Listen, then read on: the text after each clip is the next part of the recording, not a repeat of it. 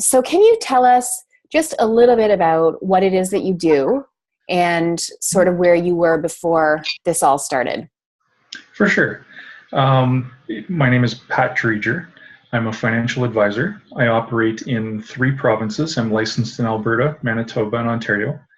I try very hard to take a client-centric, whole client approach to what it is to be a financial advisor. So that is to say, I start with working on people's cash flow and debt situations. Mm-hmm. Look for improvements there. Look for ways to save them on tax expenditures, and then ultimately the tools I use. I'm licensed to sell or comment on insurance and mutual funds, exchange traded funds, and other cash instruments. So those are the tools of the trade, but the focus is very much on what the client's situation is, and just generally speaking, trying to find ways to advance the client's situation towards whatever goal they may deem fit with whatever they're trying to chase. Okay. And so within that, where were you stuck when we started working with each other? Yes. I had grown my practice to a point where I had more business than I could handle as a lone person, and yet as I've seen many of my own clients go through, I'd hit this point where I didn't feel I could afford the kind of help that I needed.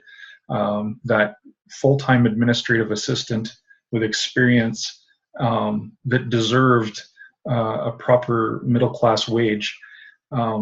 I myself was barely breaking $100,000. And then after you take taxes and business expenses out of that, it didn't seem like there was any room for another person. Mm-hmm. So that was my roadblock. And then the other factor that I was really struggling with, when I was in that situation, was a lot of feeling of being overwhelmed.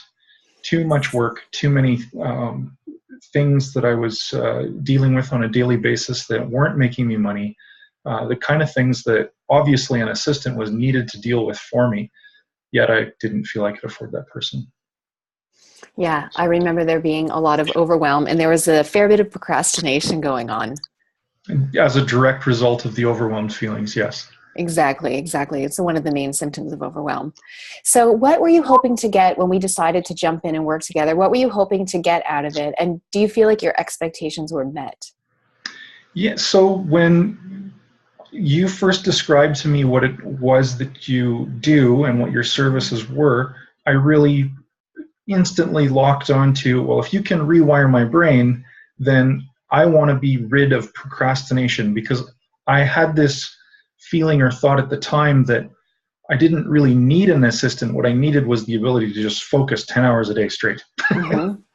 If I could just be this ultra-focused individual, then I could make all my problems go away because I could grow my revenues, handle everything. So that was the main focus for me was, okay, well, if it's possible to correct one's thinking and be able to change one's character, then I want to be ultra-focused. And do you feel like those expectations were met over the time we worked together?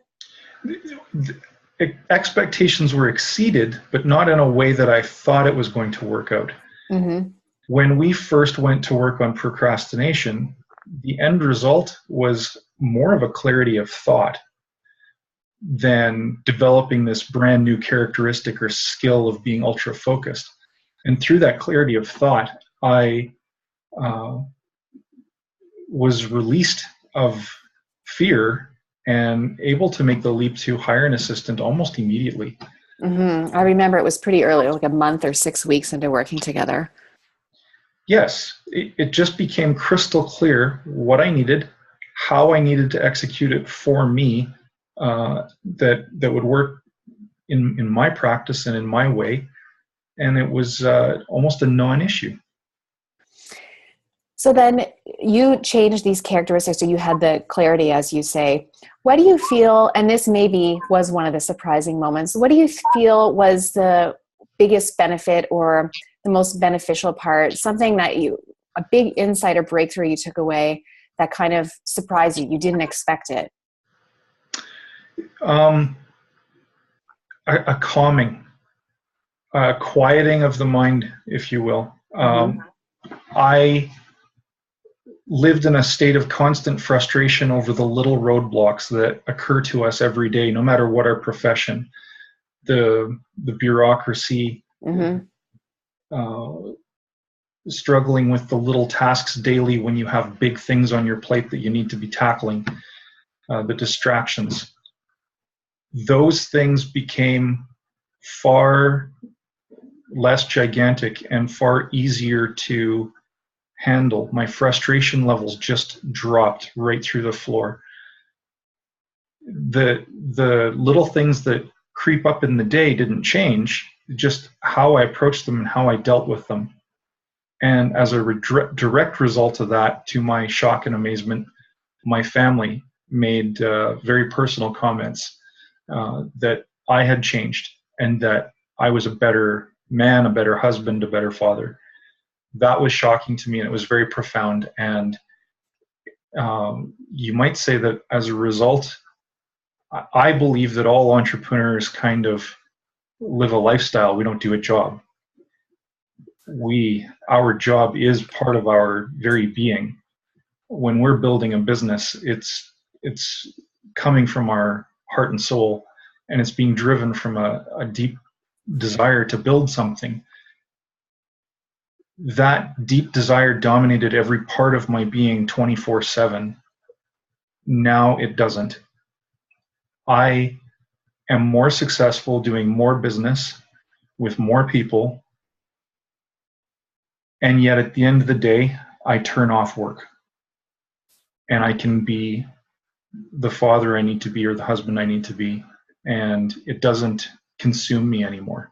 And that was not expected. It wasn't even on the agenda. And what's interesting, it's not that you don't love your business any less. No, my business is still my lifeblood. It's still why I get up in the morning. It's the thing I want to build, but I deal with it within the time frame that I allot for it. The monster is under control. So can you tell the listeners a little bit about where you are business-wise? Like, where did this take you when it comes to the bottom line? Because you made this big investment. You felt calm enough to make this big investment. Where have you gone now? Because we worked together for about 5 months, right? Yes. I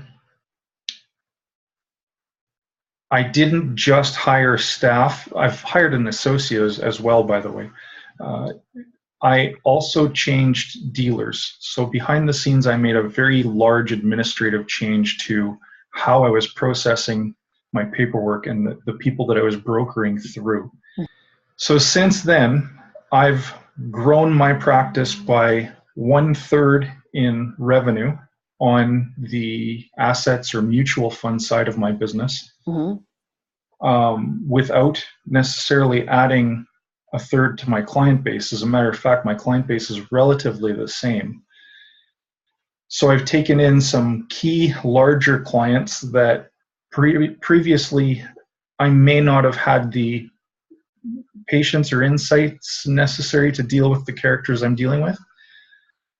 On top of that, I was encouraged through some mentorship to take a different tact and approach to some of the insurance side of the business. I previously did not inform clients about certain key insurance products, mostly because I couldn't wrap my head around them, and any decent human being should not be selling or proposing a product that they don't believe in for obvious reasons. In re-examining the product, I understood its place in a new light, and when I approached my client base, that in turn produced $90,000 in revenue in the period of 6 months. So as I said before, just prior to us working together, when I had my previous situation, I had, I believe, hit a gross revenue of $135,000. Obviously, if I added $90,000 in 6 months, that's a significant boost in and of itself, never mind the additional revenues on the other side of the business. So it's safe to say that I'm now in May of 2017, and I anticipate ending this year between $200,000 and $250,000 in gross revenue. So revenues are going to double. Fantastic. And this was all just from you being able to shift the way that you were seeing things, take a little bit of different action so that you could play in a bigger playing field. And I know that you have big plans for yourself in the future. So can you tell us a little bit about how you operate differently now that's going to take you to an even bigger level by 2018? Yes. I've developed, previous to doing this, I actually didn't have any marketing systems whatsoever. I've discovered social media. I've discovered the art of the seminar, and I'm proactively working on methods to get small groups of people together where I can do an intimate question and answer. I believe that's going to take my business to another whole level. I've hired an associate. The end goal is still taking shape. We did have thoughts of replicating ourselves into multiple offices in multiple regions, because we do believe we're doing things a little differently, and we're doing things in a systematic and process-oriented way that can be replicated, provided you find the people with the right heart to take up the work. That's in question now, mostly because of going back to what I said before about rediscovering how you can be a good father, good husband, and be at peace with yourself.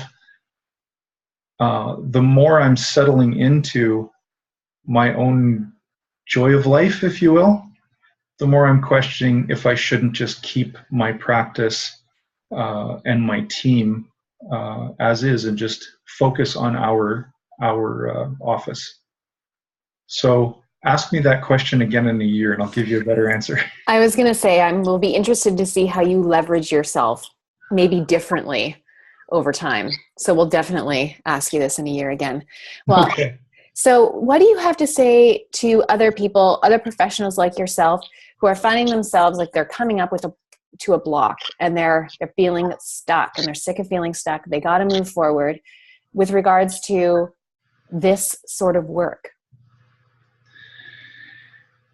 Well, speaking from not just my experience, but from observing my own clients who are in small business or entrepreneurs of their own, the number one issue is often one of clarity.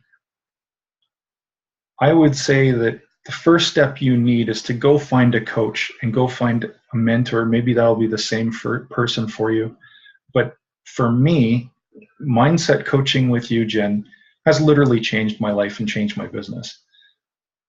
Getting that initial clarity of thought and being able to take up the decisions and the tasks that were necessary and in front of me that I already knew I had to take. I just needed that clarity. I needed that decisiveness, that ability to just strike forward in faith.